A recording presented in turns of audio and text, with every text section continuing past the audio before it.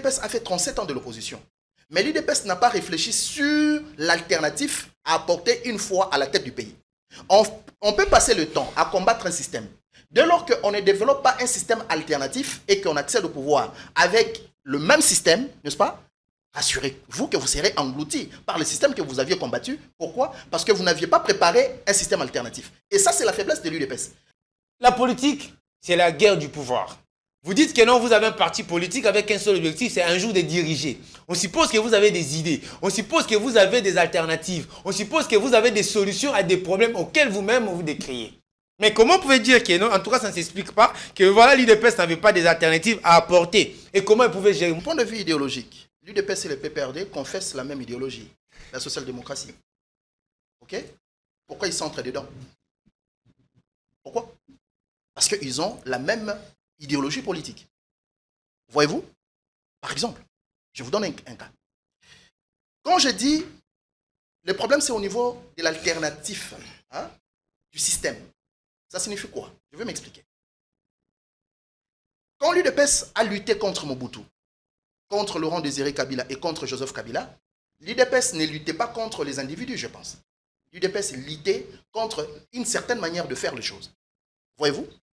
Et l'UDPS devrait normalement proposer un programme, non simplement de gouvernance, mais un nouveau système sur lequel devrait, n'est-ce pas, inclure les nouveaux systèmes de gouvernance, les nouveaux programmes. La République démocratique du Congo s'apprête à accueillir des migrants des USA. Une partie de la société civile et une frange de l'opposition fustigent cet accord et on demande même l'annulation de l'accord. Qu'en dites-vous? Ces gens-là vont venir, ces migrants-là, on ne sait pas si sont des Américains, ce sont je ne sais pas moi de quelle nationalité. Ils vont rester en République démocratique du Congo et non à Kinshasa. Or, la République démocratique du Congo a 25 provinces plus Kinshasa. Vous voyez? Maintenant, ils vont rester où? Tout en sachant qu'il y a une partie de la République qui n'est pas contrôlée par le gouvernement central. Ça, il faut se le dire. Je suis en train d'analyser pour vous faire comprendre les dangers, en fait. Voyez-vous? Ces gens ont un plan. Le plan, c'est de reconfigurer le monde. Et dans cette reconfiguration de ces mondes nouveaux qu'ils veulent imposer, n'est-ce pas? Ceux qui n'auront pas la force seront les victimes. Or, lorsque vous venez en Afrique, surtout en Afrique subsaharienne, vous allez vous rendre compte que nous sommes réellement faibles. Voyez-vous? Donc, en acceptant que les migrants viennent chez nous, de gens que nous ne contrôlons pas, qui sont-ils? Qu'est-ce qu'ils viennent faire? Kinshasa précise qu'il ne s'agit pas d'un accueil permanent, mais bien d'un dispositif d'accueil temporaire et que cette mesure est financée par les trésors américains et aussi ça se fera dans le respect de lois congolaises et des impératifs de sécurité nationale. De quoi se rassurer quant à ce? Est-ce que réellement en République démocratique du Congo, nous avons un système capable de bien contrôler, si on est même à mesure de ne pas bien contrôler les Congolais dans notre propre pays? C'est compliqué. Je peux rassurer à mon frère que s'il y a quelque chose qui fonctionne dans notre pays, c'est les systèmes de sécurité. Entre autres, nous avons nos services de sécurité, nos services de renseignement. Sur ce point, il faut être calme. Il y a également la question sur l'argent. Quand on dit migrants et qu'on finance, vous voyez qu'il y a des implications budgétaires. Et on sait nous tous comment nos hommes politiques en général, dans la globalité. Parce que si nous croyons que le problème c'est au niveau du régime, nous nous trompons amèrement. C'est tout ce qui est lié à l'argent dans notre pays déjà, décapite déjà les choses. Et parfois, je peux même dire ça a commencé avec ce régime? Non, écoutez, on ne vient pas en politique, ou soit on ne veut pas gouverner pour découvrir les problèmes. On s'est dit qu'on vient pour résoudre des problèmes. Que parmi les risques que nous sommes en train d'encourir, il y a une question de radicalisation, n'est-ce pas? Qu'il ne faut pas prendre à la légère, madame. À la fois moderne et vintage, un mix de sensations qui vous offre des expériences personnalisées, uniques et inoubliables. Désirez-vous entrer dans une autre galaxie? Alors bienvenue à Joua Palace. Nous vous proposons 2 appartements spacieux offrant un salon convivial, une cuisine moderne et 3 chambres élégantes pour un quotidien serein, 2 salles de bain raffinées pour votre confort et votre bien-être. Pour vos linges, notre buanderie professionnelle est mise à votre disposition. Une sécurité 24 heures sur 24 sous une lumière permanente grâce à notre générateur de grande capacité, loin de coupures intempestives d'électricité. Joua Palace vous offre également la connexion Internet haut débit, un système de mobilité intégré grâce à notre charroi automobile de première classe. Où croyez-vous être? Vous êtes à Kinshasa et nous sommes Joua Palace, situé au numéro 7 avenue Kassai, quartier GB, commune de Ngadiema, à 3 minutes de boulevard du 30 juin, près de Mino Congo. Voulez-vous faire l'expérience? Contactez-nous au plus 243 81 60 33 128. N'attendez plus, faites de Djoua Palace votre nouveau chez vous.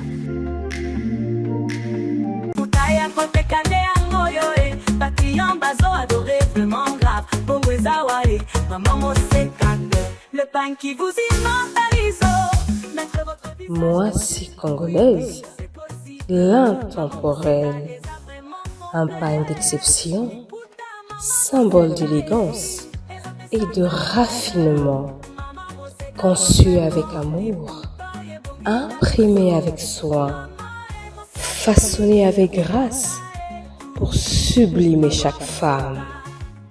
La signature ultime de la femme congolaise, authentique, noble, inoubliable.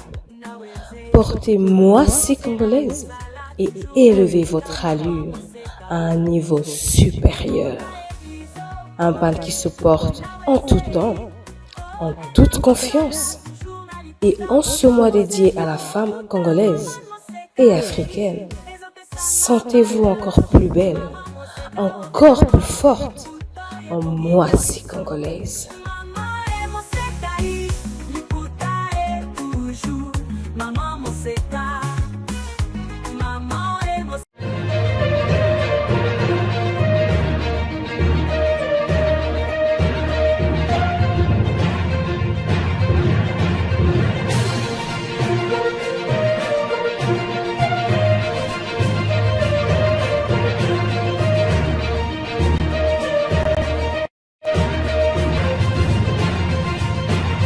La République démocratique du Congo s'apprête à accueillir des migrants expulsés des États-Unis d'Amérique. La grande question se pose. Qui sont ces migrants? D'où viennent-ils? Et surtout, quels sont les risques pour la République démocratique du Congo? Chers internautes, mesdames et messieurs, on en parle sur ces plateaux des politiquants. Je suis avec Marly Kalombo, c'est un communicateur et membre du PPRD. Bonjour. Bonjour madame, c'est un plaisir pour moi de partager. Ça va, vous êtes bien portant? Très bien par la grâce de Dieu, malgré tout ce qui se passe dans le pays, mais quand même on est bien portant. Seulement, j'aimerais ici rappeler que c'est au-delà de 4 mois que nous sommes toujours là en train de pleurer, n'est-ce pas? En fait, pas pleurer, je voulais dire, nous sommes là juste en train de pouvoir rechercher notre secrétaire permanent, le professeur Dr Emmanuel Ramazani Chadari, qui, d'après les dernières infos... Vous recherchez parce que vous n'êtes pas au courant de l'endroit où il se trouve? On ne sait pas où il est, mais on sait au moins qu'il est à l'hôpital en ce moment-ci parce qu'il avait fait un petit malaise. Et grâce à cette tyrannie que ces pouvoirs est en train de nous ramener, je crois que nous, les choses ne vont pas très bien. Et également aussi, il s'agit de notre vice-président, je vais dire... le vice-président Obin Minakou, le professeur, qui également est également à un endroit où eux-mêmes savent où il est, mais également aussi notre secrétaire national, Dunia Kilang, ainsi que d'autres camarades qui sont comme ça, perdus dans la nature, on peut dire, pour nous, membres du PPRD, et tout ça dans l'intention de déstabiliser cette démocratie, cette jeune démocratie, et également déstabiliser les partis du peuple, le PPRD, mais dommage que non, ils ont du mal à nous déstabiliser, nous humains, parce que moi je suis là, je représente également ces grands partis politiques de l'opposition, de la résistance, le PPRD. Mais en attendant, comment se porte le PPRD? Le PPRD se porte très bien, la preuve, moi je suis là avec vous, vous m'avez convié, je suis venu. Et voilà, c'est pour dire que non, tout le monde se porte très bien. Seulement, vous savez, sans leader, ça fait mal. Mais on a encore espoir que nous allons pouvoir... Les choses vont se réarranger bientôt. Et bientôt, là, nous allons voir notre secrétaire permanent, notre vice-président. Nous allons le voir, ils seront avec nous. Marly Kalombo est face à Bongunda Apoyo, gardien général du courant de la Révolution du Congo. Asbel, bonjour et bienvenue. Bonjour, merci madame pour l'invitation. Quelles sont les bonnes nouvelles? On est là, on est en vie. Je vous salue. Je salue mon aimable compatriote, monsieur Kalombo. Je pense que c'est pour la première fois que nous partageons le même plateau. Ouais. Effectivement, oui. C'est vraiment un plaisir. Merci. Et je salue vos innombrables téléspectateurs, internautes qui nous suivent également. D'emblée, j'aimerais peut-être glisser quelque chose par rapport à l'intervention de mon frère Kalombo.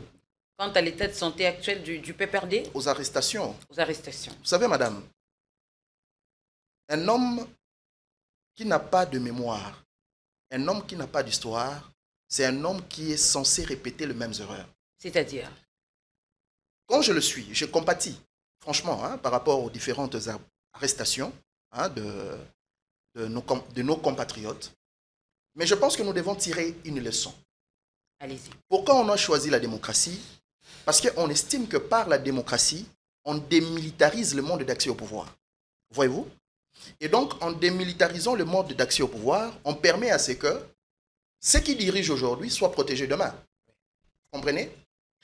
Or, lorsque vous regardez ce qui s'est passé pendant le régime de l'ancien président, son Excellence Joseph Kabila, parce qu'il est toujours excellent, ça, à mon point de vue, vous allez remarquer qu'effectivement, il y a eu aussi beaucoup de dérapages. Voyez-vous? Il n'y a rien de nouveau. En termes d'arrestation. Voyez-vous? En termes d'arrestation. Alors, moi, je pense qu'au-delà de compatir, nous devons tirer une leçon. La leçon, c'est laquelle? On ne demeure pas indéfiniment au pouvoir. Voyez-vous? Mobutu a dirigé pendant 32 ans. Lorsqu'il est parti, on a connu des gens qui ont fait l'exil. Voyez-vous? Et donc, si nous continuons à penser que lorsqu'on exerce l'impérium, on a le monopole du pouvoir pendant de temps, je ne sais combien de temps, hein, c'est-à-dire de manière indéfinie, on commet une erreur. Parce que tout de suite, lorsqu'on perd l'impérium, d'autres arrivent au pouvoir, eh bien, nous allons subir ce qu'on a fait subir les autres.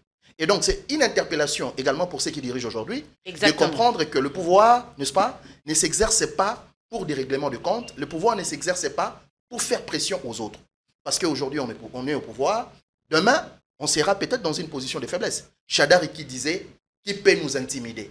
Voyez-vous, aujourd'hui, il est introuvable, il est pratiquement malade. Je compatis, franchement. Mais je pense qu'au-delà de compatir, ça nous devait devons servir tirer des leçons, n'est-ce pas, même pour ceux qui dirigent aujourd'hui, de comprendre que le pouvoir a une fin, et donc, par voie de conséquences, il faut diriger avec des règles, pour que même lorsqu'on perd ses pouvoirs, on soit à même d'être protégé par la loi. Nous allons nous rendre à l'Assemblée nationale pour quelques minutes pour suivre cette précision notable du ministre des Finances, Doudou Fambali Koundé, quant à la question de savoir qui finance les travaux routiers, surtout ici, dans la ville province de Kinshasa. Doudou Fambali Koundé a été clair et précis. Il a dit, en globalité, en tout cas, les travaux de Kinshasa, les travaux routiers sont financés par le gouvernement central. Alors, la grande question se pose.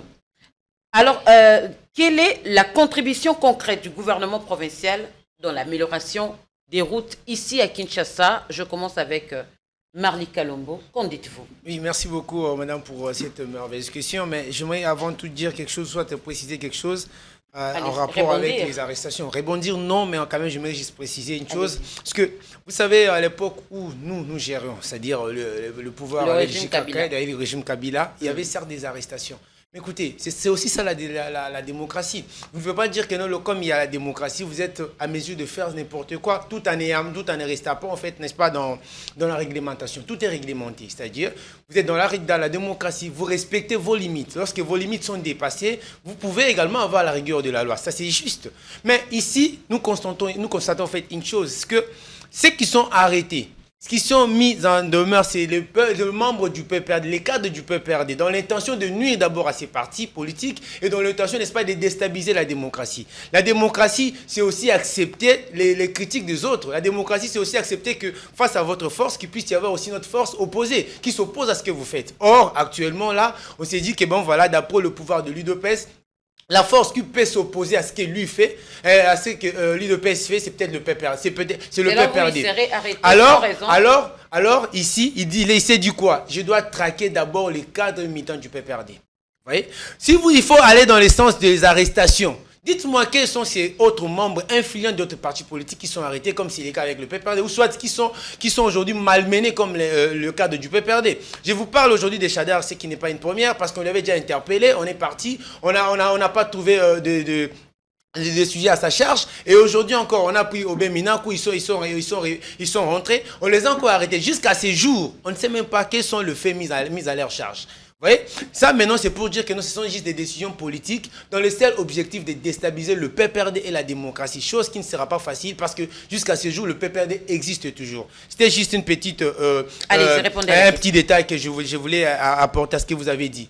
Maintenant en rapport avec ce qui se passe avec M. Bumba, ça me fait rire parce que on a suivi tous nous avions suivi cette conférence de gouverneur. Oui. On a suivi son intervention. Mais ce qui me fait rire moi personnellement, c'est que il s'est donné la lourde charge de dire que non, il a mieux fait, soit l'UDPS, soit l'Union Sacrée, ils ont mieux fait plus que les 5 chantiers de Joseph Kabila Kabange. C'est ce qui vous a choqué? Non, je n'étais pas choqué, mais j'avais vu, comment je peux dire, j'avais vu comment est-ce qu'une personnalité politique peut descendre de trop bas jusqu'à ce point, simplement parce qu'il a besoin de flatter. Vous savez, la flatterie se fait en politique, mais il y a une certaine manière de le faire. Lorsque le fait est ce que nous disons ne se ressemble pas, ça fait trop mal. Et vous dites ça dans quelle activité? Une activité qui réunit plusieurs gouverneurs, y compris la présence des chefs de l'État.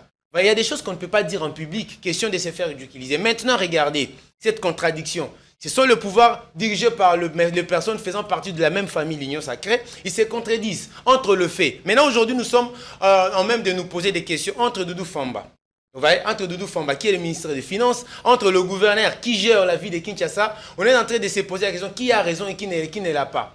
Parce que, aujourd'hui, vous achetez votre véhicule. Pour circuler avec votre propre véhicule, vous devez dépenser au moins 570 $, quelque chose du genre, pour circuler avec votre véhicule. On s'est dit que non, avec tout ce qui s'est fait en cours de route, parce qu'il faut payer de taxes. C'est logique. Je ne refuse pas. Mais cet argent-là fait quoi? Les taxes est fait pour une raison. Vous voyez? Les taxes est fait pour une raison. Maintenant, cet argent-là, vous pouvez compter le nombre de véhicules que le Congo a aujourd'hui. Vous voyez? Et si tout le monde doit au moins chercher à payer 500 et quelques $, n'est-ce pas, pour faire en sorte que son véhicule puisse circuler, à combien plus forte raison aujourd'hui en termes de construction, on peut être riche? Je parle seulement de la ville de Kinshasa. Maintenant, Doudou Famba, qui dit que non, tout ce qui s'est fait dans la ville-province de Kinshasa est financé à 80%, je peux dire, par le gouvernement central. Voyez-vous quelque chose là-dessus? Maintenant, qui est voleur? Forcément, il doit y avoir un voleur entre les deux.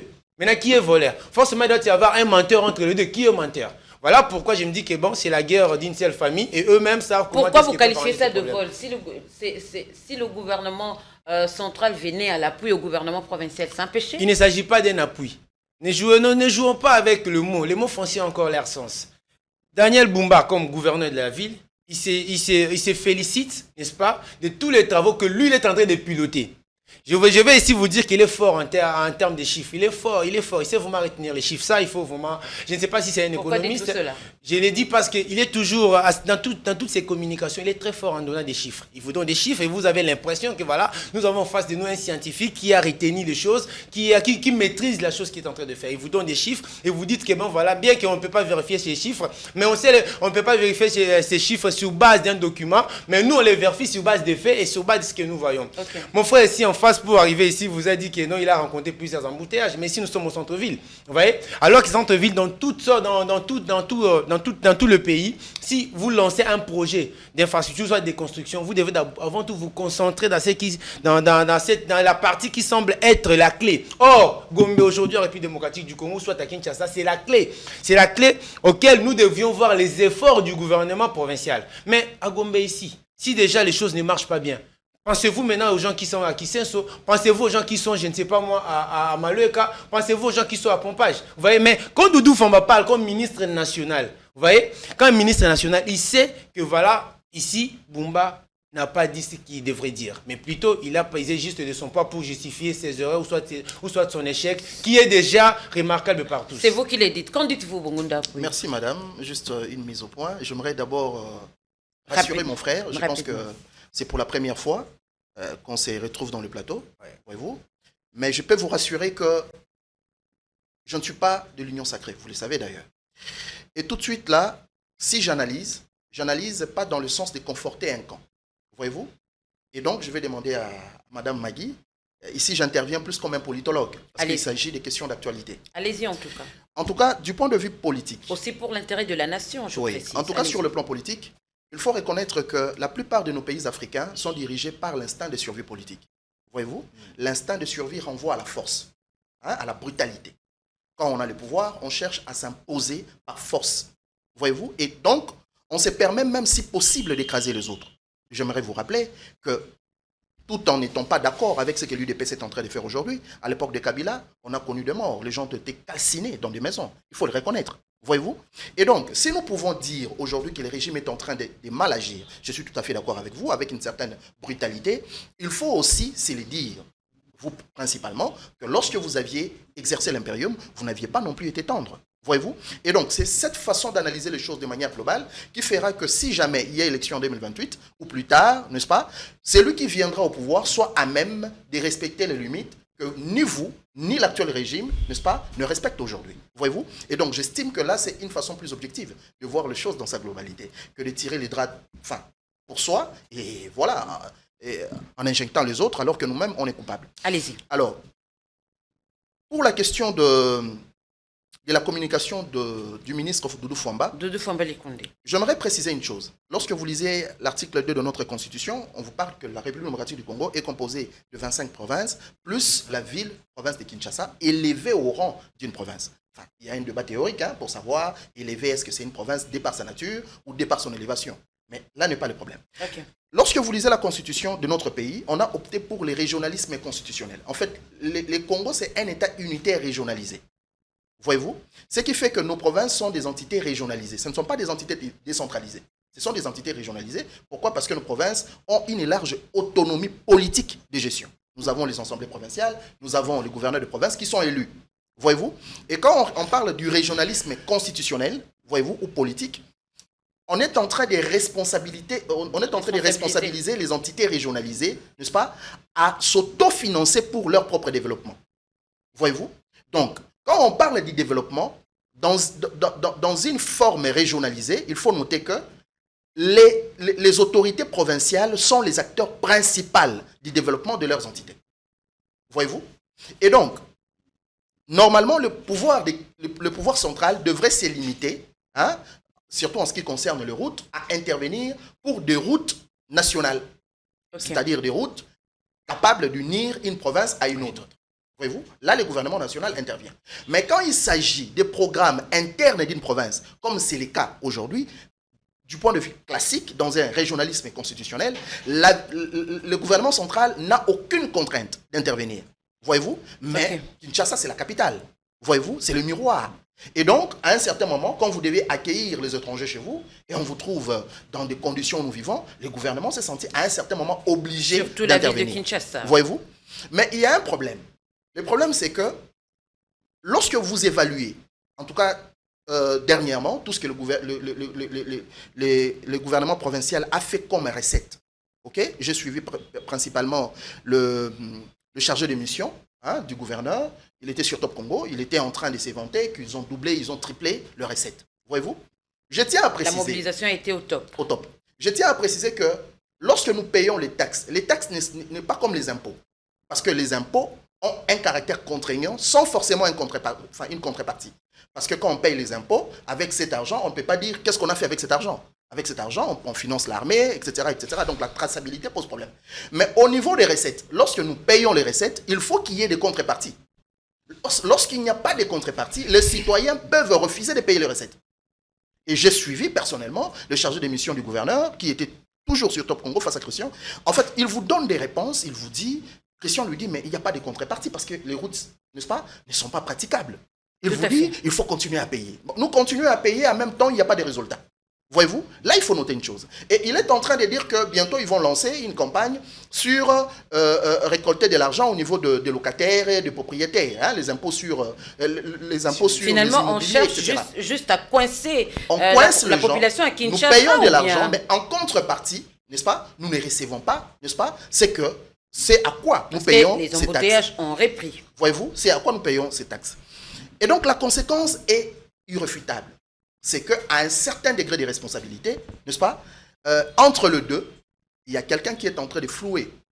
Soit le gouvernement central est en train de flouer le gouvernement provincial, c'est-à-dire on ne donne pas assez de moyens qu'on les prétend, n'est-ce pas, ou en contrepartie, le gouvernement provincial reçoit effectivement de l'argent, n'est-ce pas, qu'il applique pour la réhabilitation des routes, mais quid est sûr, c'est que nous sommes en train de payer. Parce que si, avec le régionalisme, le pouvoir central donne autant d'argent, c'est parce que dans une certaine mesure, le pouvoir central comprend qu'il y a une difficulté en termes, n'est-ce pas, de prise en charge, de rétablissement de ces routes. Or, nous payons des taxes, voyez-vous. Qu'est-ce qu'on fait avec ces taxes-là? Donc, il y a un problème sérieux, il y a un débat sérieux que nous devons engager. Et ce débat doit être engagé sans forcément esprit de rancœur. Moi, j'aime plus qu'on traite des questions d'État sans émotion, n'est-ce pas, pour établir des responsabilités. Allez. Et s'il faut sanctionner les cas échéants. Je vais conclure par une chose, madame. Rapidement. l'Union sacrée a la majorité à tous les niveaux des responsabilités. En tout cas, du point de vue électif, hein, dans toutes les institutions électives, l'Union sacrée garde la main. Et donc, s'il y a une possibilité de mettre ou de sanctionner les acteurs qui ne gèrent pas bien, je pense que l'Union sacrée n'a pas à se plaindre. On pouvait se plaindre pendant l'FCC Cash parce qu'on n'avait pas la majorité. Okay. Mais quand on a la majorité, je pense, et qu'on trouve que telle ou telle personne est en train de mal gérer, n'est-ce pas, et il est en train de ternir l'image, je pense que le mieux à faire, c'est de sanctionner. Nous allons prendre la grande question, chers internautes, mesdames et messieurs. La République démocratique du Congo s'apprête à accueillir des migrants des USA. Une partie de la société civile et une frange de l'opposition fustige cet accord et on demande même l'annulation de l'accord. Qu'en dites-vous? Oui, merci. Oui, je vais y revenir, ne vous en faites pas. Concernant cette question liée à ces débats autour du Parlement avec le propos du ministre des Finances, Doudou Famba, on ne peut pas passer comme ça. Sinon, ça sera se moquer de tous ces Congolais, n'est-ce pas? On ne peut pas s'en passer comme ça. Allez-y. Personne n'est là pour dire qu'il est plus Congolais que les autres. Personne ne pourra dire qu'il est plus Congolais parce que voilà, il gère une instance ici dans notre pays et du coup, ça fait de lui un Congolais plus que les autres. Nous payons les taxes, nous payons les impôts et nous, en revanche, qu'est-ce que nous devions bénéficier? La question ici qu'il faudrait se poser, c'est que tout cet argent que nous payons, tout cet argent qui sont également à la base, n'est-ce pas, à la base de tous ces dérapages dans nos rues à Kinshasa, cet argent-là va où? Moi, j'ai fait la communication. Nous, en communication, on a toujours dit que tout est communication. Parfois, on sait comprendre les non-dits, mais dans la communication, il n'y a personne. Ouais. Doudou Famba, qui est un membre influent de l'Union sacrée. Daniel Bumba, gouverneur, qui est également un membre influent de l'Union sacrée. Pourquoi ces genres de contradictions? Ou soit, je peux dire qu'il y a quelqu'un qui accuse l'autre. En tout cas, je suis en train de réfléchir à haute voix. Il y a quelqu'un qui essaie un peu d'accuser l'autre. Qui sont censés réclamer? Parce que les gens qui sont censés réclamer, en vrai, c'est nous. Parce que c'est nous qui payons ces taxes. J'ai vraiment apprécié ces détails que mon co-débatteur vient de donner. Les infos, on ne sait peut-être pas vérifier la traçabilité, mais les taxes, nous devons vivre, n'est-ce pas, les retombées de ce que nous payons. Écoutez, vous avez une route pour quitter Victoire. Arriver seulement jusqu'au rond-point, la route, je vais dire la route Victoire. Quitter rond-point Victoire pour arriver jusqu'à rond-point Gambela. Cette route-là a fait plus d'une année. Je vais passer maintenant, vous allez voir. Personne ne touche à cette route. Vous voulez me dire que non, les usagers, les gens qui utilisent cette route-là ne payent pas les taxes? Mais ce sont les mêmes personnes qui payent 500 et quelques dollars pour qu'un véhicule puisse circuler sur cette route-là. Mais d'où part cet argent? C'est à nous plutôt de réclamer. Mais quand nous voyons que les gens qui sont censés nous donner des solutions, par contre, se contredisent, s'accusent, moi je me dis qu'il y a un souci, il y a un problème. Il doit y avoir des sanctions. Que font les Quinois quant à ce constat? Les Quinois ont une grande responsabilité. Ça, je l'ai dit, mais cette fois-ci, en tant que Congolais. On a une très grande responsabilité parce qu'on est trop large. On ne sait pas agir face à cette façon de faire des choses. Face à cette façon, n'est-ce pas, de se comporter de nos politiques. Mais par contre, on se contente des petits billets qu'on nous donne pour pouvoir vilipender. Parce que quand il s'agit des questions politiques, on voit toute la ville. C'est là où je vais arriver. On se contente plutôt de ces petits billets que nous gagnons pour commencer voilà, à se mobiliser pour encourager telle démarche et déstabiliser d'autres personnes. Mais alors qu'en réalité, nous devons plutôt être durs. C'est le moment d'être dur envers ces gouvernements pour montrer, regardez, nous faisons ceci, nous faisons ceci, mais regardez les conséquences. Quand aujourd'hui ils veulent lancer les taxes sur le revenu locatif, c'est pour nous donner quoi en échange? Parce que nous allons payer, mais en échange, nous devons nous attendre à quelque chose. Tous les loyers, toutes les maisons aujourd'hui sont chères. Toutes les maisons, plutôt, je vais dire, sont chères. Parce qu'ils se disent que ce sont des maisons construites par des privés. Et le privé a le droit d'avoir, n'est-ce pas, une main sur son bien, sur le bien que lui-même a construit. Mais il s'est dit que non, si moi, j'ai construisé ma maison et que je dois payer les taxes pour cette maison, en revanche, qu'est-ce que moi, je vais gagner? Alors, à ce point-là, je crois que le gouvernement provincial devrait être clair et nous donner les éléments motivateurs qui peuvent nous montrer et justifier le fait que voilà, vous avez les bonnes raisons de payer des taxes parce que, en revanche, vous aurez ceci, en revanche, vous aurez cela. Je pourrais donner 1000 exemples à ce qui concerne l'infrastructure routière. C'est juste un petit élément que je voulais ajouter. Mais concernant les migrants, je ne sais pas. Je ne sais pas ici... trop faire de commentaires là-dessus parce que c'est déjà quelque chose qui est très décevant. Il n'y a pas très longtemps ici, je crois à 2000, j'ai pas la date, j'ai peut-être perdu de vue.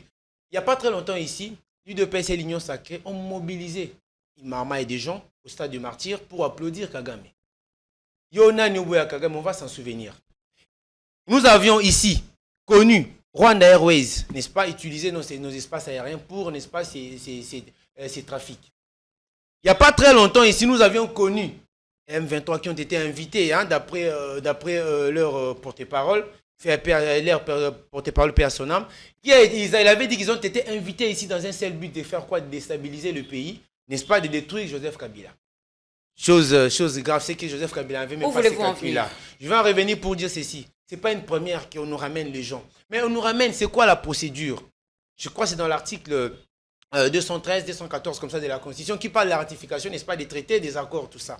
Mais je dis, où est-ce que, par quel canal cet accord a été, n'est-ce pas, a été discuté? Il y a certaines choses dans la ratification, n'est-ce pas, des traités qui doivent être d'abord traités au niveau du Parlement. Mais cela n'a jamais été le cas. Et surtout que non, ce sont des décisions comme ça qui peuvent facilement, déstabiliser les pays à ce stade actuel où le pays a plusieurs étrangers dans le pays. Vous voyez, permettez-moi la tautologie. Ce sont des questions comme ça, il faudrait se poser. Maintenant, ces gens-là vont venir, ces migrants-là, on ne sait pas, ce sont des Américains, ce sont, je ne sais pas moi, de quelle nationalité. Ils vont rester en République démocratique du Congo et non à Kinshasa. Or, la République démocratique du Congo a 25 provinces plus Kinshasa. Vous voyez? Maintenant, ils vont rester où? Je ne sais pas. On va le prendre, on va dire que vous allez simplement habiter Kinshasa, ou vous allez habiter en République démocratique du Congo. C'est la raison de cette convocation de la ministre des Affaires étrangères. Voilà, tout en sachant qu'il y a une partie de la République qui n'est pas contrôlée par le gouvernement central. Ça, il faut se le dire. Vous voyez? Il y a une partie de la République qui n'est pas contrôlée par le gouvernement central. Maintenant, si ce gens-là vient, il se décide d'aller habiter de ces côtés-là, quelle sera la décision, n'est-ce pas, du gouvernement?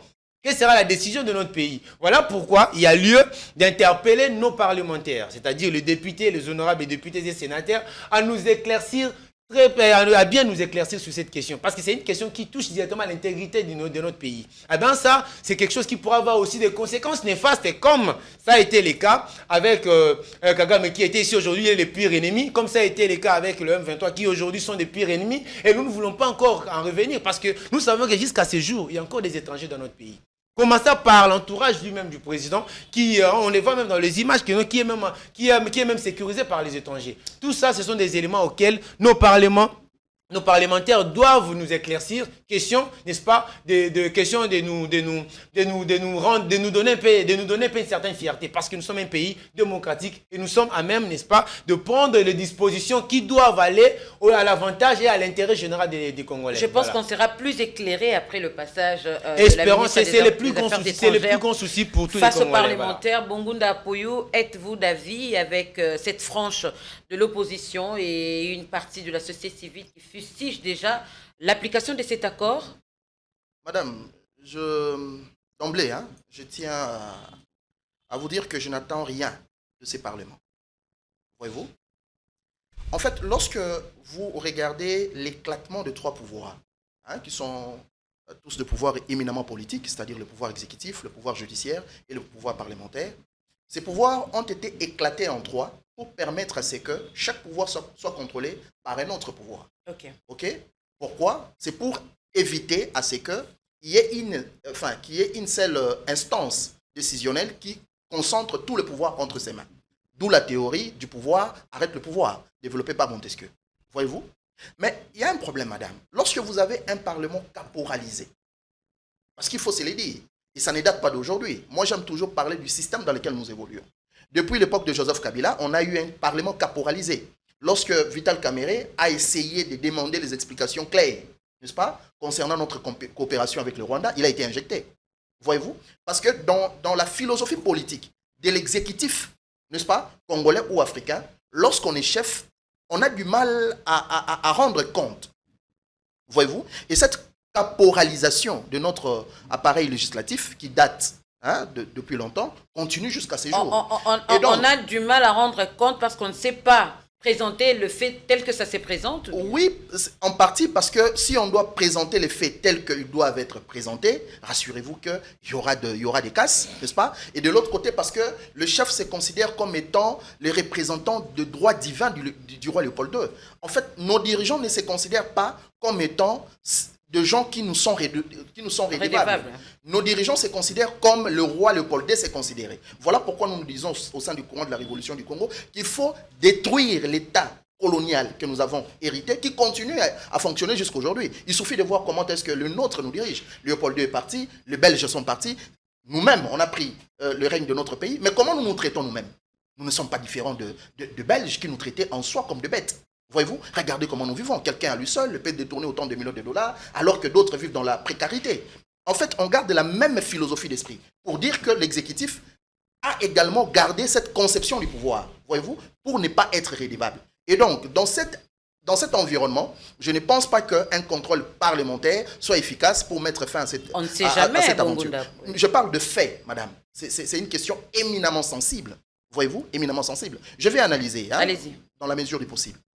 Il n'y a pas longtemps, Paul Kagame avait un accord pareil avec l'Angleterre, n'est-ce pas? On a fustigé. Parce que tous les migrants, n'est-ce pas, qui étaient non désirés là-bas, ils devraient aller au Rwanda. N'est-ce pas? Et notre diplomatie, avec notre population, en fait, il y a eu vraiment clameur publique, tant à l'interne qu'à l'externe, pour dire que le Rwanda, c'est 26 000 km² à peine, ils n'ont pas assez d'espace. Comment, n'est-ce pas, ils peuvent signer un tel deal? Forcément, il y aura des répercussions chez nous. En République démocratique du Congo. Voyez-vous? Mais en réalité, avec cet accord, on montre qu'en réalité, on n'a pas été contre l'idée du Rwanda. Mais on n'a pas voulu simplement que ce soit le Rwanda. D'abord, ça, c'est ce que ça donne comme impression. Mais lorsque vous analysez maintenant les contours de la politique internationale, madame, vous voyez ce qui se passe au Moyen-Orient, dans les pays des Golfe principalement, avec l'Iran, etc. Vous allez comprendre que le monde est en train d'être reconfiguré. OK? Et dans cette reconfiguration géopolitique et géostratégique internationale, l'Afrique reste le maillon faible de la chaîne. Et lorsque vous suivez certains discours belliqueux, que ce soit du secrétaire d'État américain en charge de la défense, lorsqu'il est parti à l'Union européenne, vous allez comprendre que ces gens ont une philosophie, n'est-ce pas, basée sur la force. Lorsqu'on a la force, on a le droit de tout faire. Et donc, ne soyez pas surpris que dans leur agenda, il y ait un plan de colonisation ou de récolonisation d'Afrique. On parle Parce d'un accord qu'aujourd'hui, bien défini. je suis en train de vous parler, madame. Vous savez, quand on veut venir vous coloniser ou vous récoloniser, on ne vient pas vous dire que nous venons vous récoloniser, non. Lorsqu'ils sont venus en 1492, n'est-ce pas? Ils ne nous ont pas dit que quand on venait vous coloniser, non. Ils sont venus avec les églises, avec la civilisation, ils nous ont dit qu'ils nous aimaient. Mais après, tout de suite, c'était la traite négrière. On nous a vendus comme des esclaves. Voyez-vous? Parce qu'on ne sait pas aussi définir qui sont ces migrants, effectivement, je suis en train d'analyser pour vous faire comprendre les dangers, en fait. Voyez-vous? Ces gens ont un plan. Le plan, c'est de reconfigurer le monde. Et dans cette reconfiguration de ces mondes nouveaux qu'ils veulent imposer, n'est-ce pas? Ceux qui n'auront pas la force seront les victimes. Or, lorsque vous venez en Afrique, surtout en Afrique subsaharienne, vous allez vous rendre compte que nous sommes réellement faibles. Voyez-vous? Donc, en acceptant que les migrants viennent chez nous, de gens que nous ne contrôlons pas, qui sont-ils? Qu'est-ce qu'ils viennent faire? Avec combien d'argent ils auront? Vous savez que si vous venez même ici à la commune de Kassavubu, la quasi-totalité des parcelles sont rachetées par les Nigérians. Vous venez ici à Gombe, là où nous faisons les émissions. Vous savez combien des étrangers ont des propriétés ici? Ici à Gombe, siège des institutions. Alors, vous imaginez si nous devons prendre ces plans. Ici, je ne suis pas dans une approche de critique. Hein. Je suis en train d'analyser le fait. Pour dire que si nous prenons cette décision, avec tout ce que nous sommes en train de traverser comme problème, en réalité, nous sommes en train de créer une bombe à retardement que nous ne serons pas forcément à mesure d'y mettre fin. Voyez-vous? Moi, j'estime, de mon point de vue, que l'Occident émet le vœu de recoloniser l'Afrique. Là, c'est une évidence. Vous suivez les généraux français, vous suivez tous les dignitaires, ils vous disent les Africains doivent être recolonisés. Voyez-vous? Mais lorsque nous acceptons ce genre de deal avec des gens qui viendront, avec des technologies plus que le nôtre, mais je vous dis, nous les accueillons parce qu'ils vont forcément donner de l'argent, hein, forcément il y a le dessous des cartes, mais rassurez-vous que ces gens ne viennent pas pour des objectifs à court terme. Ils viennent avec des objectifs à moyen et à long terme, n'est-ce pas, qui peuvent conduire vers la recolonisation de l'Afrique, n'est-ce pas, plus tard, et nous n'aurons que nos yeux pour pleurer. Marlik Kalombo, Kinshasa précise qu'il ne s'agit pas d'un accueil permanent, mais bien d'un dispositif d'accueil temporaire et que cette mesure est financée par les trésors américains et aussi, ça se fera dans le respect de lois congolaises et des impératifs de sécurité nationale. De quoi se rassurer quant à ce... Madame, il y a un mot qui attire mon attention, sécurité nationale. Dans notre pays, je viens de suivre mon co-débatteur qui a soulevé des éléments très importants. Il a parlé de victoire, il a donné l'exemple de victoire où les Nigériens gèrent beaucoup de choses, beaucoup d'entreprises, ont beaucoup de maisons, ici à Gombe même, mais on ne sait pas les contrôler. Vous pensez vraiment avec notre système de contrôle, notre système de sécurité, est-ce que d'abord ces systèmes existent réellement? C'est une question qu'il faudrait se poser. Est-ce que réellement en République démocratique du Congo, nous avons un système capable de bien contrôler, si on est même à mesure de ne pas bien contrôler les Congolais dans notre propre pays? C'est compliqué. Le problème, c'est de savoir qui sont ces personnes. Oui, dans ces personnes, il y a des Portugais. Dans ces personnes, dans ces migrants, il y a des Congolais. Dans ces migrants, il y a, je ne sais pas moi, il y a plusieurs sortes de gens. Je peux même dire encore, il y a des Rwandais. Vous ne pouvez pas l'interdire à un Rwandais d'être parmi ces migrants-là. Et vous avez quel système de contrôle? Parce qu'ici, nous sommes contre le Rwandais. Mais vous prenez des migrants parce qu'ils vont provenir des États-Unis qui viennent. Mais s'il y avait des Rwandais, s'il y avait nos ennemis à l'intérieur, le problème c'est comment maintenant le gérer. Et j'ai donné encore un cas ici, j'ai dit, ils viendront en République démocratique du Congo, ils ne viendront pas à Kinshasa. Or, il y a en République démocratique du Congo un coin qui n'est pas contrôlé par le gouvernement central. Ça aussi c'est un souci. Maintenant, je vois mal, moi, personnellement, je vois mal que nos parlementaires, nos députés aujourd'hui soient à mesure de dire non à une décision que les chefs, le président de la République a prise. Je vois mal en tout cas. Ah mais comme vous avez dit que non, on ne sait jamais, on ne sait pas, on va suivre ça, mais je vous assure qu'il n'y aura rien, il n'y aura rien en revanche. C'est une décision qui a déjà été prise, c'est un accord qui a déjà été signé, bien que cela ne soit pas passé par le Parlement, parce qu'en réalité, il y a certains accords qui doivent passer d'abord par le Parlement avant que le président signe ces accords. Mais quand lui-même, parce qu'évidemment également la Constitution lui reconnaît cela, lui-même prend la charge de ratifier un tel accord sans tenir compte de ces aspects, je crois que non, c'est dangereux pour un pays. Alors on s'est dit que la population congolaise aujourd'hui n'a pas une personne sur qui pourra compter pour sa protection. Maintenant, il y a une chose, il y a encore un autre élément qui entre en jeu, c'est que le président de la République a besoin de garder son mandat. Il a besoin de s'éterniser au pouvoir. Ça aussi, c'est un aspect qu'il faudrait soulever. C'est vous qui l'avez dit. Et effectivement, je suis en train de réfléchir comme un Congolais, comme tout Congolais. Maintenant, pourquoi seulement aux Américains? Je ne suis pas sûr que non, cette demande a été simplement, n'est venue seulement par les Américains, soit c'est seulement pour les Américains. Je crois bien qu'il y a bien d'autres pays qui ont également sollicité ce genre d'activité. Il vient de donner l'exemple de Rwanda, mais c'est nous qui en avons fait un problème. Parce qu'on se disait que non, au-delà de Rwanda, qui n'est qu'une commune de la République démocratique du Congo, forcément, ils n'auront pas de coin où ils vont caser ces personnes. D'autres personnes viendront en République démocratique. Nous, on en a fait un problème. Voilà, mais pourquoi nous, on en a fait un problème alors que nous venons d'accepter un autre accord sur des gens que nous ne connaissons pas et que nous ne maîtrisons pas et que l'on ne sera pas à mesure de les contrôler. Et encore un détail, qui seront financés par les gouvernements américains. Ça, je crois que non, c'est un problème et ça sera un problème. Et demain, connaissant les systèmes de fonctionnement de l'Union sacrée, demain, ça sera encore de pires ennemis, comme c'est le cas aujourd'hui avec la M23, comme c'est le cas aujourd'hui avec Kagame. Voilà. Comme ça peut être le contraire. Non, non, ça je ne pense pas. On est là parce qu'il s'agit d'une décision prise par un président et que non, son Parlement, je dois dire ça, je me permets de dire ça, son Parlement ne sera pas à mesure de rejeter cet accord. Bongunda Apoyou, quels sont les risques pour la République démocratique du Congo? Je peux rassurer à mon frère que s'il y a quelque chose qui fonctionne dans notre pays, c'est le système de sécurité. Okay. Voyez-vous, comme dans la quasi-totalité des pays africains, s'il y a une machine, lorsque vous suivez même les documentaires sur... pendant l'époque du maréchal Mobutu, malgré que tout était en faillite, mais s'il y a une machine qui tenait encore le régime, c'est le système de sécurité, le système de renseignement. S'il y a quelque chose qui fonctionne dans ces pays, entre autres, nous avons nos services de sécurité, nos services de renseignement. Sur ce point, il faut être calme. Parce que peut-être on peut penser que rien ne marche parce qu'on est libre. Il suffit juste de faire quelque chose pour comprendre que d'avoir de problèmes avec la justice, c'est là te cueillir à n'importe quel moment. Voyez-vous, peu importe là où vous vous cachez. Là, c'est certain. C'est juste une mise au point. Il y a deux pesanteurs fondamentalement qui entrent en jeu. Il y a l'instinct de survie politique avec la volonté de s'accrocher au pouvoir d'un côté. De l'autre part, il y a une question liée aux finances, l'argent. Parce que c'est les trésors américains qui déboursent de l'argent. Autant l'Angleterre a voulu le faire avec le Rwanda. Donc il y a deux pesanteurs qui entrent en jeu. Il y a d'abord l'instinct de survie du régime qui tient mordicus, n'est-ce pas, à en croire certains de ses caciques, à continuer en donnant un 3e mandat au président de la République. Et qui de plus protecteur que Donald Trump pour pouvoir accompagner? Je suis au niveau d'analyse, je n'affirme rien. Là, c'est d'un côté. De l'autre côté, il y a également la question sur l'argent. Quand on dit migrants et qu'on finance, vous voyez qu'il y a des implications budgétaires. Et on sait, nous tous, comment nos hommes politiques, en général, dans la globalité. Parce que si nous croyons que le problème, c'est au niveau du régime, nous nous trompons amérément. J'ai toujours dit que le Congo a un problème de la classe politique dans son ensemble. Et s'il faut sortir du bourbier dans lequel nous sommes, nous ne pouvons pas compter des animateurs actuels. Tous ces animateurs sont contaminés par un virus, n'est-ce pas, qui ronge notre pays. Et donc, s'il faut envisager la possibilité de sortir le pays dans le bourbier dans lequel il est, il faut une nouvelle génération politique avec ce que nous appelons la dictature du salut public qui va imposer, n'est-ce pas, la nouvelle architecture institutionnelle, etc. Maintenant, quand vous parlez de conséquences, les risques. Les risques. Madame, d'abord, il faut se dire qu'avec ce qui se passe au Moyen-Orient, je prends un seul exemple. La plupart des pays des Golfe, n'est-ce pas,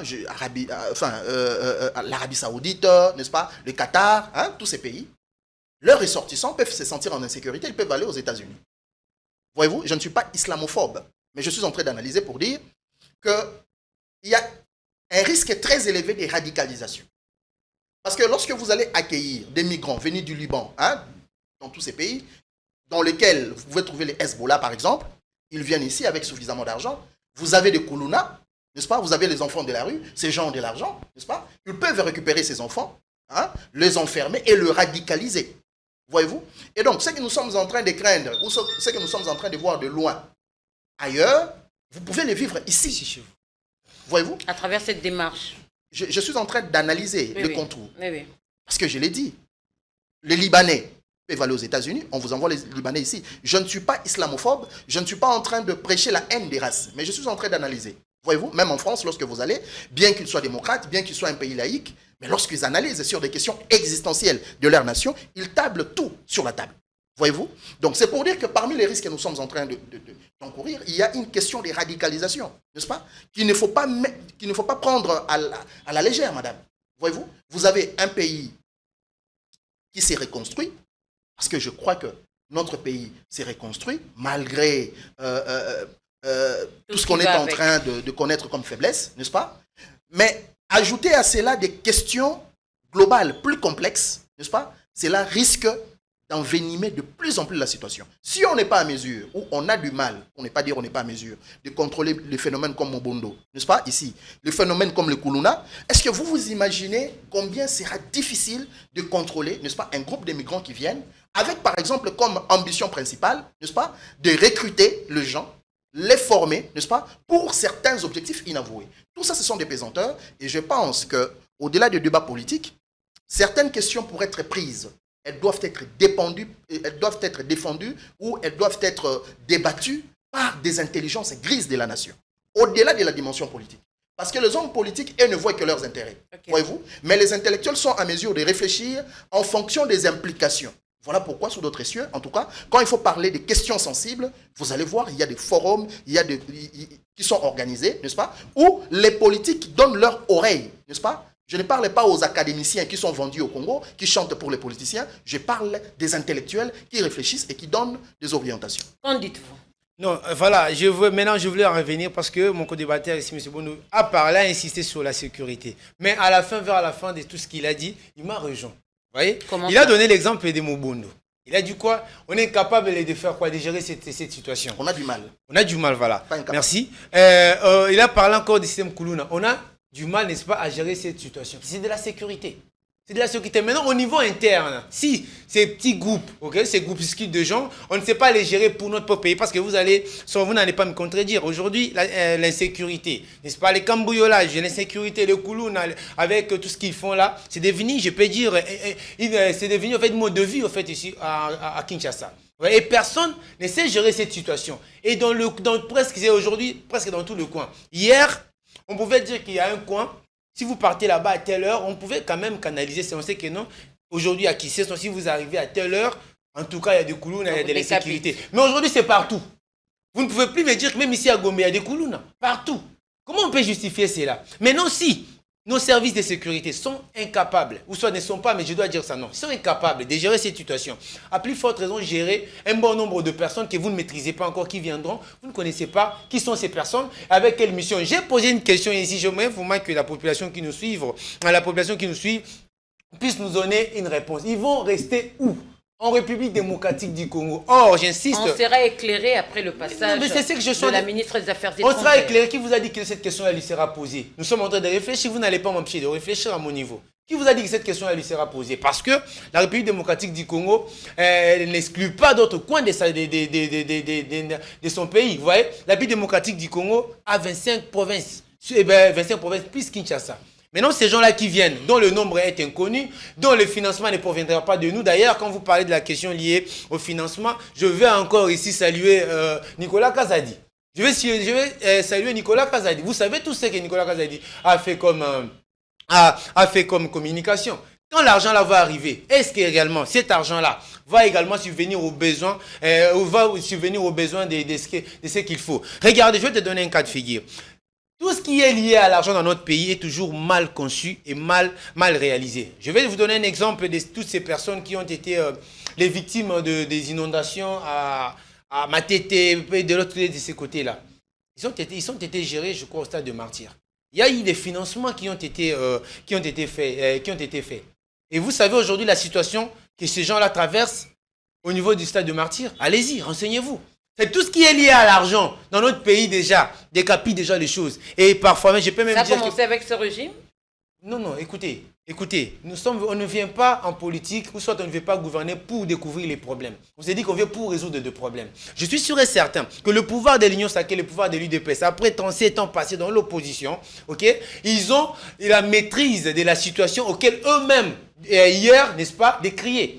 Ils ont la mesure. Et je suis sûr et certain que parce qu'ils savaient qu'ils se battaient pour un jour diriger, ils avaient déjà des solutions à apporter. Mais ce ne sont pas des choses, n'est-ce pas, qui surviennent pendant qu'ils sont au pouvoir. Ils connaissaient tout ça. Mais qu'est-ce qu'eux font, n'est-ce pas, pour y remédier? Qu'est-ce qu'eux font pour ne pas refaire le même bêtise que les prédécesseurs? Maintenant, quand vous faites des choses que le prédécesseur faisait, vous nous ramenez à nous dire que voilà, ce n'est pas une première. Mais pourquoi vous êtes au pouvoir? C'est pour résoudre le problème que vous maîtrisez déjà. Et surtout, que non, c'est la meilleure RDC que nos l'UDPS gèrent aujourd'hui, faisant foi à tous ces comparativement à tous ses prédécesseurs. Moi, je crois que cette question-là ne peut pas exister. En tout cas, voilà, c'est pas une première, c'est une situation qu'il a héritée. Non, ça ne peut pas exister. Dans la mesure où il avait tous les atouts, il avait tout ce qu'il pouvait pour pouvoir apporter le Congo vers l'avant. Bongonda Apoyo, rebondissez rapidement, on va passer à une autre question. Bon, c'est juste quelques mises au point. Je pense que quand même, c'est un débat intéressant. On est en train de changer. Parlons de la sécurité. Moi, je peux vous regarder droit dans les yeux et vous dire, nous avons un système de sécurité efficace. Mais le problème, c'est, je n'ai pas fini. Le problème, c'est au niveau de la direction politique nationale. Voyez-vous? Vous pouvez avoir un appareil sécuritaire efficace. Mais lorsque vous avez une direction politique défaillante, voyez-vous, cela impacte négativement sur la sécurité. Voyez-vous? C'est-à-dire qu'au-delà des hommes qui sont formés, qui sont sur terrain, il y a un problème sérieux au niveau de la direction politique. Est-ce que vous comprenez un peu? Donc, moi, j'aimerais plus traiter la cause que les symptômes. Voyez-vous? La cause, c'est au niveau de la direction politique. Si vous avez une direction politique défaillante, rassurez-vous que tous les secteurs auront des problèmes inévitablement parce que c'est le pouvoir politique qui décide. C'est le pouvoir politique qui donne l'orientation. Voyez-vous, dans le Conseil des ministres, c'est un cadre d'harmonisation et de décision dans tous les secteurs. Est-ce que vous comprenez un peu? Vous pouvez vous imaginer que nous sommes dans un pays où plus de 70% du budget national alloué au fonctionnement des institutions politiques, par exemple. Alors que sous d'autres cieux, vous trouvez que plus de 50 à 30 à 40% du budget national, n'est-ce pas, est alloué, par exemple, au service de défense et sécurité. Je parle des États-Unis d'Amérique. Voyez-vous? Je peux vous rassurer que si vous prenez une direction politique visionnaire, ok, vous la mettez à la tête de notre pays, nous aurons l'un des systèmes de défense et de sécurité le mieux en Afrique. Mais le problème, j'insiste et je persiste, n'est-ce pas, c'est au niveau de la direction politique. Là, c'était une mise au point. Deuxièmement, madame, je vais chuter par là. Rapidement. Vous savez, moi, j'aime plus parler du système que des individus. Le système que nous avons aujourd'hui, c'est un système que Kabila aussi a laissé. À un certain moment, il faut avoir la facilité de reconnaître ses erreurs. Par exemple, à l'époque du président Joseph Kabila avec Mouzito, il y avait la suspension de l'inspection générale des finances. Par exemple. OK? Le problème, c'est à quel niveau? Kabila, c'est un militaire, ok, un général d'armée. Et lorsque vous regardez la manière dont il était en train de diriger, que ce soit sa famille politique, vous allez voir, que ce soit le pays dans son ensemble, vous allez voir qu'il avait une certaine discipline et une certaine discrétion. À l'époque de Kabila, les choses ne fuitaient pas. On est bien d'accord. En fait, il avait organisé la politique comme une sorte d'armée, où il avait imposé une discipline, n'est-ce pas, par la terreur, si possible aussi. Voyez-vous? Maintenant, ce qui fait que même s'il y avait des détournements, ok, ça ne sortait pas. Mais il y avait des détournements autant que nous en avons aujourd'hui. Lorsqu'il y a eu remise et reprise, on a découvert qu'il y avait des gens qui marchaient avec des cartes Visa, qui pouvaient récupérer ou retirer autant d'argent. C'est pourquoi on dit qu'en son temps, le mal était aussi profond. Le mal était aussi profond. C'est-à-dire, autant nous sommes en train de tirer sur le régime actuel, excusez, autant nous sommes en train de tirer sur le régime actuel, autant nous sommes en train de constater certaines défaillances, n'est-ce pas? Il faut également avoir le courage de les dire que ça ne date pas avec Félix Tshisekedi, n'est-ce pas? Déjà, le président Kabila, il a fait les lits et le président Tshisekedi n'est venu que pour dormir. Et donc, il faut une révolution. Des résolutions. Il faut une... Pardon?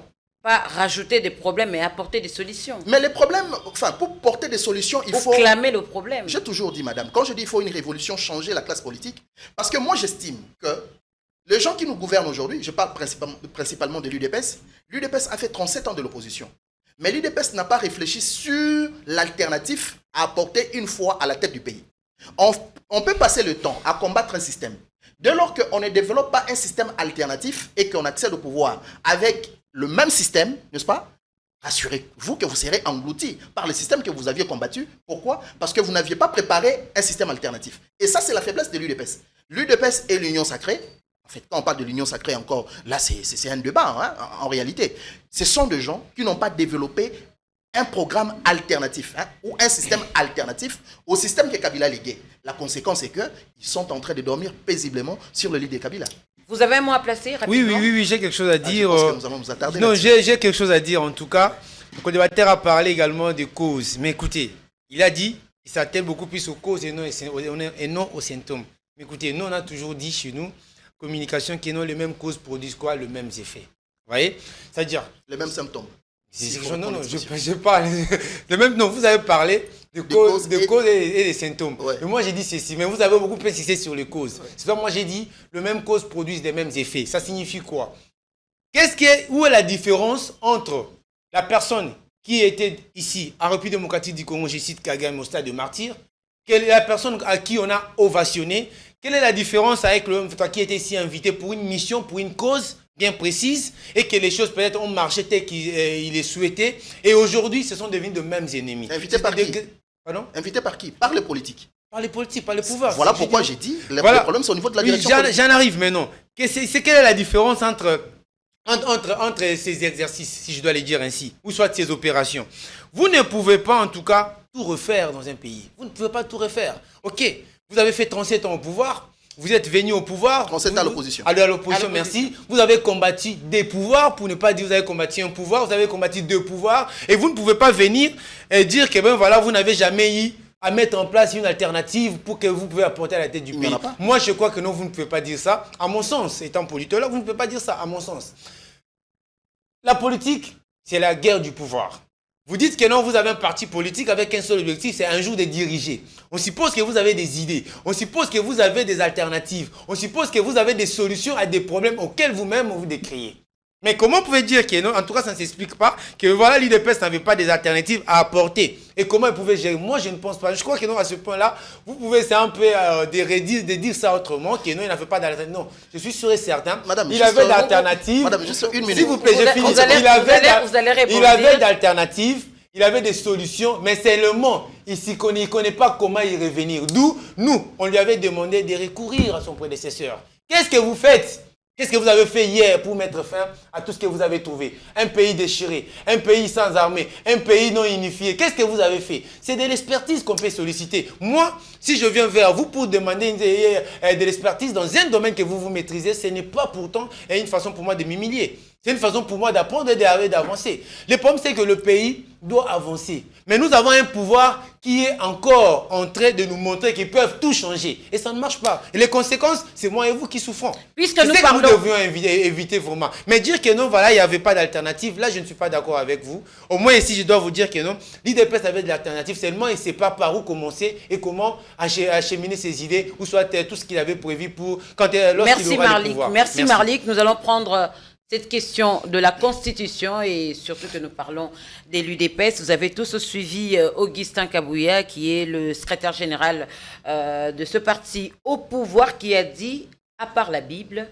rien n'est intouchable. Il a dit à Jeune Afrique, je pense, Bongounda Poyou. Comment vous avez jugé ce message? Du point de vue idéologique, l'UDPS et le PPRD confessent la même idéologie, la social-démocratie. Ok? Pourquoi ils s'entrent dedans? Pourquoi? Parce qu'ils ont la même idéologie politique. Voyez-vous? Par exemple, je vous donne un cas. Quand je dis, le problème c'est au niveau de l'alternatif du système. Ça signifie quoi? Je vais m'expliquer. Quand l'UDPS a lutté contre Mobutu, contre Laurent Désiré Kabila et contre Joseph Kabila, l'UDPS ne luttait pas contre les individus, je pense. L'UDPS luttait contre une certaine manière de faire les choses. Voyez-vous? Et l'UDPS devrait normalement proposer un programme, non simplement de gouvernance, mais un nouveau système sur lequel devrait, n'est-ce pas, inclure les nouveaux systèmes de gouvernance, les nouveaux programmes. Voyez-vous? Parce que vous ne pouvez pas combattre un système à travers un programme sans un nouveau système. Voyez-vous, madame? Ce qui fait que l'UDPS, qui a lutté contre Kabila, en 2018, le même UDPS a coalisé. On a connu la coalition avec Joseph Kabila, l'FCC caché. Parce qu'il y avait un problème. Il y avait un problème au niveau de la majorité parlementaire. L'FCC avait la majorité parlementaire. Donc, ils ont composé ensemble. Voyez-vous, madame? Mais tout de suite après, il y a eu éclatement de cette union circonstancielle. Alors que du point de vue idéologique, je l'ai dit, l'UDPS et le PPRD ne pouvaient pas s'entrer dedans. Parce qu'ils partagent la même idéologie. Et quand vous partagez la même idéologie, cela suppose, en tout cas je parle en termes politologiques, que vous avez la même conception de la société. Voyez-vous? Mais comme l'UDPS, avec le PPRD, ne marche pas sur base des idéologies classiques, en fait ce sont des partis qui se donnent des idéologies juste pour se plaire. Parce que vous allez voir, le MLC, qui est un parti pratiquement libéral, composé avec un autre parti qui n'ont pas d'acquaintance idéologique, vous comprenez que ce sont des associations circonstancielles. Voyez-vous, madame? Okay. Mais le problème au niveau d'alternatif dont je parle, j'aimerais être clair sur ces points. Lorsque vous voulez changer un système, vous commencez d'abord aussi par changer les animateurs de ce système. Parce que ce qui fonde un système, ce sont les hommes, madame. Et quand vous voulez casser un système, vous devez rajeunir la classe politique. Et c'est ce qui fait que lorsque le président Tshisekedi a pris le pouvoir, le président Tshisekedi ne pouvait pas composer, je le dis et j'assume, avec les gens qu'il estimait être responsables, n'est-ce pas, de la destruction du pays. Pourquoi? Parce que ces gens étaient habités par des virus, par des antivaleurs, et que ces gens ne pouvaient pas changer à un certain âge. Si même Dieu pouvait interdire les enfants d'Israël sortis en Égypte d'arriver à la terre de Canaan, n'est-ce pas? Parce qu'ils étaient impurs, à plus forte raison, le président de la République. Le président de la République devrait créer une nouvelle génération politique. Okay. Voyez-vous, Mobutu l'a fait. En 1961, il a créé le collège de commissaires généraux, n'est-ce pas? Avec lequel il a dirigé plus tard les Zaïre. Étienne Tshisekedi dont nous parlons, il était ici où? N'est-ce pas? Lorsque vous devez regarder les grandes têtes qui ont animé, n'est-ce pas, la République du Zaïre, ils étaient issus, n'est-ce pas, de ces fameux collèges, n'est-ce pas, généraux. Joseph Kabila devrait également le faire. Mais ils n'ont pas compris que vous ne pouvez pas changer un système sans une régénérance, hein, si vous permettez l'expression, de la nouvelle classe politique. Ils se sont contentés de rester avec l'ancienne classe politique, n'est-ce pas? L'ancienne classe politique a acheté leur vision. La conséquence est que l'UDPS, je peux vous le dire, l'UDPS n'a pas d'alternative politique. L'UDPS n'a aucune vision, que ce soit l'Union sacrée, C'est un conglomérat, n'est-ce pas, d'hommes et de femmes ambitieux, soucieux de conserver le pouvoir. Aucune vision. N'est-ce pas? Boumounda. Je vous parle d'une vision alternative. Je ne vous parle pas d'une vision en termes de slogans politiques. Hein, comme chaque chantier, c'est un slogan. Voyez-vous? On ne construit pas une vision sur base des slogans. Voyez-vous? Là, c'était une petite précision. Peut-être. 1 minute pour répondre à la question et puis Marlik va répondre. La question, c'était encore, s'il vous plaît. chuter. La Constitution. Vous avez suivi cette précision des tailles d'Augustin Kabouya quand il dit, à part la Bible, rien n'est intouchable. Ce n'est pas une précision de taille, c'est un discours politique. Quand on dit une précision de taille, cela revêt une certaine connotation intellectuelle. Je pense que c'est un discours politique, n'est-ce pas? A-t-il raison ou a-t-il tort? Je pense qu'il n'a pas tort. Si en France on parle de la 5e République, c'est qu'il y a eu la 4e, il y a eu la 3e. Et on ne parle de changement des républiques que lorsqu'il y a changement des constitutions. Okay. Mais il faut maintenant savoir quand est-ce qu'il y a changement des constitutions. On peut avoir le changement d'une constitution quand il y a un coup d'État, par exemple. Okay? Un général prend le pouvoir, il neutralise l'ordre constitutionnel. On peut changer la constitution. On peut changer la constitution lorsqu'il y a l'éclatement du pays. Hein? Avec la fameuse théorie des soudanisations du président Kabila. Lorsque vous avez l'éclatement du pays, n'est-ce pas? On peut assister à cette possibilité de changer de constitution. On peut avoir le changement de la constitution par le soulèvement populaire, comme le printemps arabe, hein, avec certains pays, notamment l'Égypte, etc. Donc le peuple peut se réveiller, n'est-ce pas, et se soulever. Mais il faut préciser une chose. L'actuelle constitution, qui est une constitution référendaire, ne prévoit pas les mécanismes de son changement. Constitutionnellement parlant, la constitution ne prévoit pas les mécanismes de son changement. Mais politiquement parlant. Je suis en train d'insister là-dessus parce que c'est une constitution référendaire issue, n'est-ce pas, du référendum. Mais politiquement parlant, c'est faisable. OK? Politiquement parlant, c'est faisable. À quel niveau? OK? Il y a deux possibilités politiquement. La première possibilité nous renvoie forcément à la militarisation du monde de l'accès au pouvoir. Voyez-vous, c'est que nous tous, nous refusons, parce que même lorsque vous lisez les préambules de la Constitution, on a refusé à ce que le pouvoir soit pris par les armes. OK? Donc, là, c'est la première possibilité, hein, du point de vue politique. Parce que la réalité sécuritaire peut conduire à une réalité politique. Voyez-vous? La deuxième possibilité, il faut un consensus. Et là, il faut un large consensus, OK, qui impliquerait tous les acteurs politiques majeurs de la société. Or, dans le contexte actuel, je ne vois pas un tel consensus. Voyez-vous? Vous voyez déjà le PPRD hein, et toutes les grandes figures de l'opposition faire bloc, n'est-ce pas? Qui ne jurent qu'au respect de la Constitution. Voyez-vous? Et vous voyez déjà la partie est du pays occupée. Donc, politiquement, n'est-ce pas? Pour initier cette possibilité de changer la Constitution, ça devient une casse-tête. Et si on veut faire le forcing, je vais chuter peut-être par là, là on va consacrer la balkanisation carrément. Parce que ceux qui sont à l'est du pays n'attendent que ça. Voyez-vous, ils ne sont en train que de jurer sur la balkanisation, sans le dire.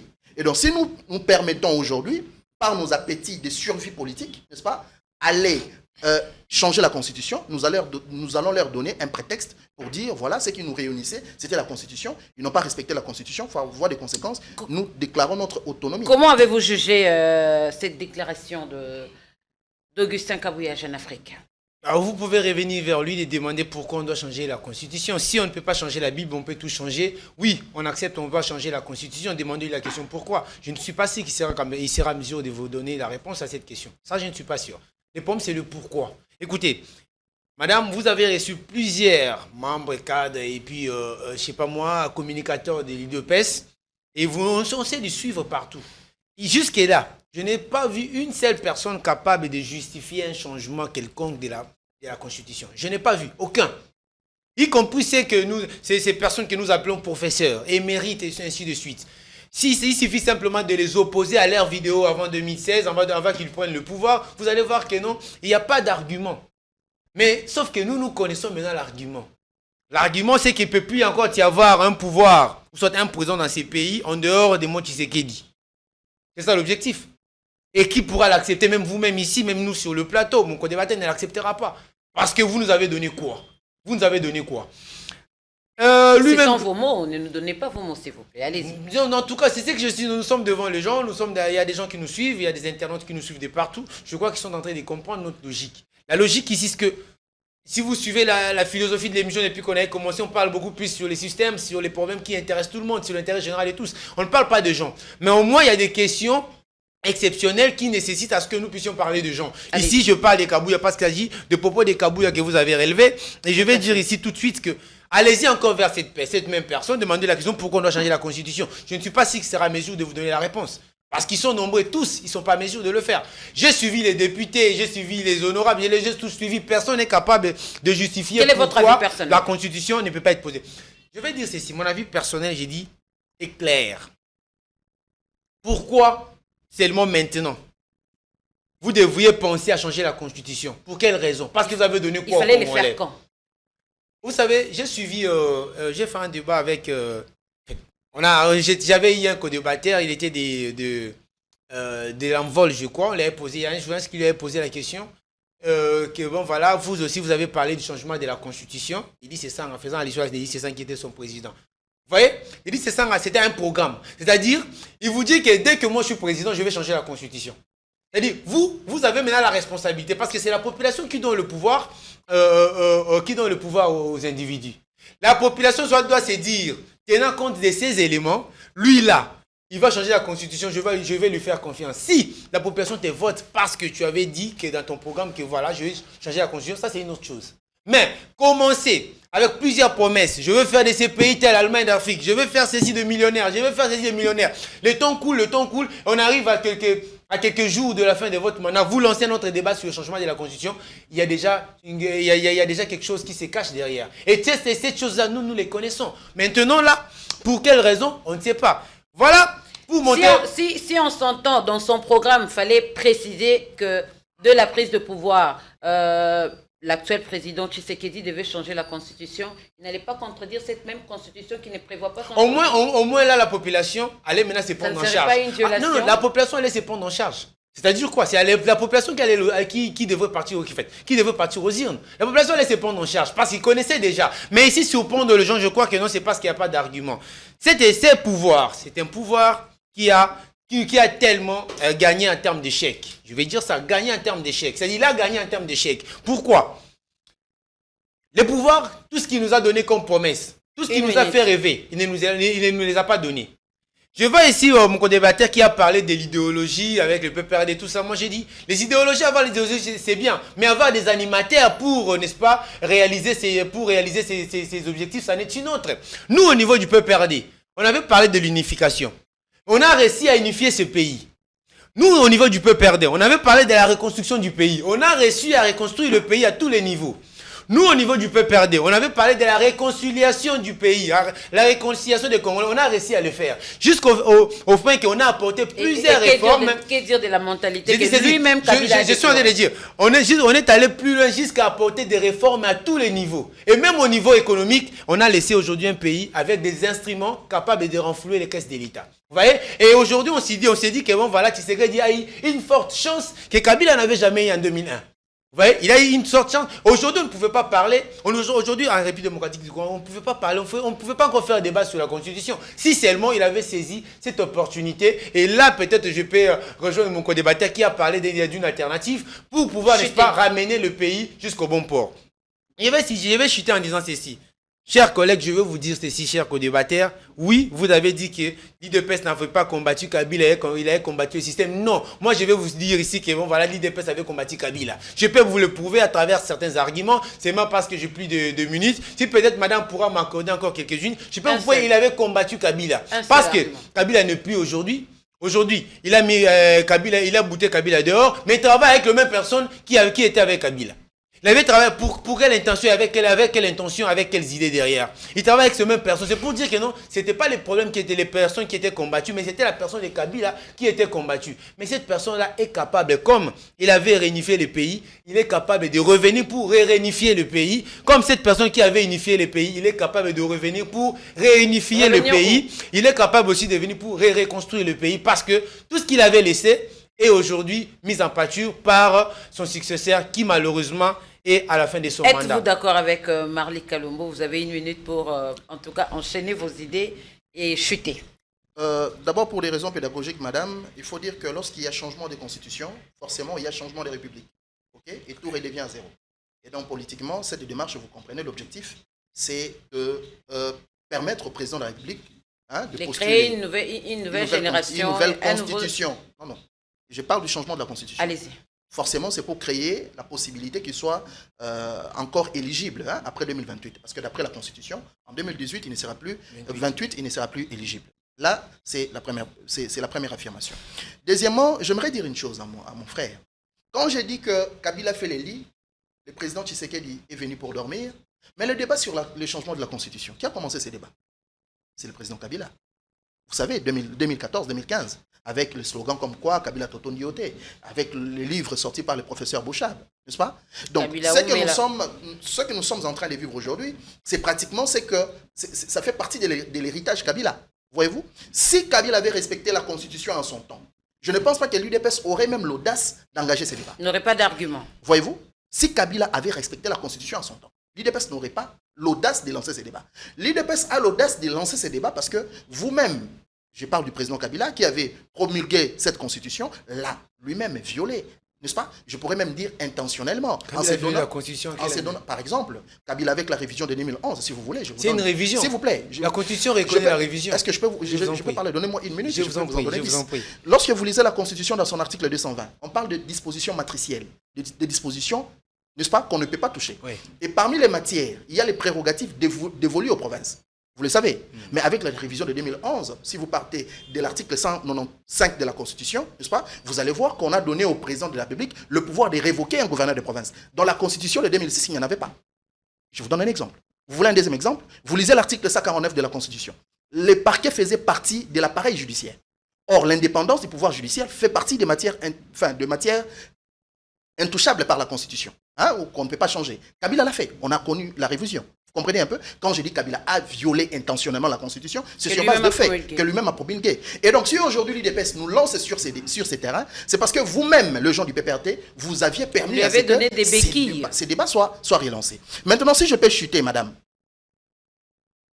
lorsque vous regardez l'histoire politique de notre pays, parce que moi, comme politologue, les sciences politiques s'appuient essentiellement sur l'histoire politique du Congo. Voyez-vous? Vous regardez la Constitution de 1960, c'était la Constitution belge, léguée par le Parlement belge, qui prévoyait qu'en 1900, le Congo pouvait se doter de sa nouvelle Constitution. Et en 1964, on a connu une nouvelle Constitution qu'on a appelée la Constitution de Lulabo. Voyez-vous?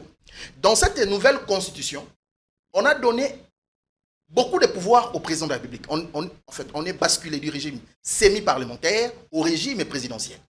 Et qu'est-ce qu'il fait? On organise les élections. Tchombe gagne la majorité parlementaire. Voyez-vous? Mais comme on était dans un régime parlementaire, Kasavubu refuse de lui nommer Premier ministre. Vous savez à quoi ça conduit? À une crise politique qui a amené éventuellement Mobutu au pouvoir. Est-ce que vous comprenez un peu? Donc, c'est pour dire que la question sur le changement de la Constitution, ou la démarche sur le changement de la Constitution, implique beaucoup d'épesanteurs. Voyez-vous? Moi, j'estime que dans le contexte actuel de notre pays, avec une partie occupée, c'est-à-dire vous avez 2 provinces occupées, n'est-ce pas? Par qui? Par les forces rwandaises. Et Kagame, lors de sa dernière sortie médiatique, les gens ont vu que la partie où il a parlé de Joseph Kabila comme un associé actif de l'AFC M23, mais les gens n'ont pas vu la partie où Kagame a dit et a persisté qu'il n'allait pas lever, n'est-ce pas, ses mesures défensives. C'est-à-dire, Kagame a dit à la face du monde qu'il allait rester à Goma. Voyez-vous? Parce que Kagame a des ambitions hégémoniques. Kagame veut, dans sa politique, n'est-ce pas, essayer un peu, le plus possible, contrôler, n'est-ce pas, notre espace vital de l'Est du pays. Et donc, faire l'aventure, c'est là où je vais chuter, de lancer les débats sur le changement de la Constitution. Dans les contextes actuels, ce n'est pas aimer le Congo. C'en est fini pour aujourd'hui, mesdames et messieurs, chers internautes. Vous étiez face à Marlik Kelombo, communicateur et membre du PPRD, Bongunda Apoyou. Vous avez 0,5 minutes, en tout cas. Mot de la fin. Allez-y. Merci. J'avais beaucoup de choses à dire, mais je n'aimerais pas en tout cas, rebondir. Là, merci pour cette émission réfléchie. Merci beaucoup à mon co-débatteur parce que ça a été vraiment une émission vraiment pédagogique. Merci également à toutes ces personnes qui ont eu la charge et la responsabilité de nous suivre. J'espère que vous n'êtes pas déçus. Ce qui est vrai, c'est qu'ici on parle de la République, la Constitution ne sera pas changée parce que jusque-là, il n'y a pas de bonne raison de changer la Constitution. Mais je vais quand même finir pour dire que non, Kabila n'avait pas violé intentionnellement la Constitution. Kabila avait simplement respecté la Constitution parce que l'article 218 également reconnaît à tout pouvoir de réviser la Constitution. Mais par contre, Kabila, nulle part, vous ne pouvez pas me montrer montré une seule vidéo, un seul élément où Kabila parlait du changement de la constitution. Mais par contre, les concepts tels que Kabila Totondioté, c'est une liberté de tout le monde. C'est comme aujourd'hui, on en parle aussi dans tous les sens. Voilà, tu sais qu'il y a une mission, ainsi de suite, on ne sait pas quelle mission diabolique. Effectivement, il a une mission de détruire le Congo, oui, parce qu'il a réussi, par rapport au Congo qu'il avait trouvé, il a réussi aujourd'hui à détruire le Congo.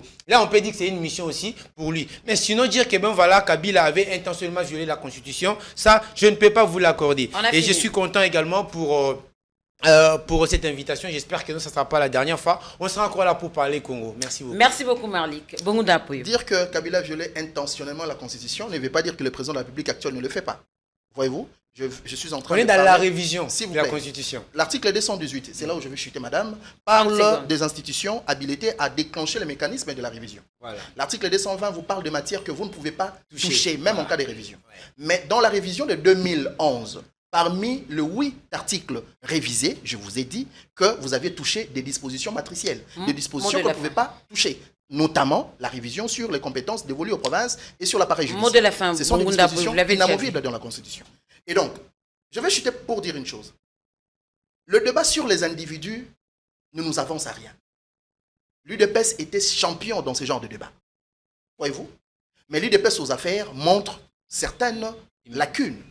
Ça signifie que comme intellectuels, nous devons, et jeunes de surcroît, nous devons élever le débat pour donner aux générations futures la possibilité de vivre non simplement dans un pays potentiellement riche, mais dans un pays réellement riche. Et cela n'est possible que si nous abordons le débat sur les idées, n'est-ce pas, sur de nouveaux paradigmes. Voilà pourquoi nous nous disons que le débat sur les individus ne marche pas.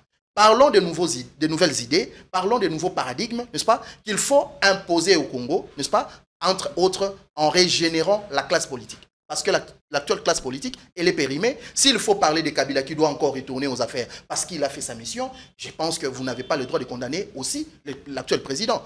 Il faut savoir ce que l'on veut. Le Congo a besoin d'une nouvelle énergie, d'une énergie pure, n'est-ce pas, capable de nous amener vers la mission des grandeurs que Dieu nous a prédestinées. Ilmina Congo, merci madame. Merci beaucoup Bongunda Pouyou et gardien général du courant de la révolution du Congo, Asbel. Quant à moi, je vous dis au revoir et à très bientôt.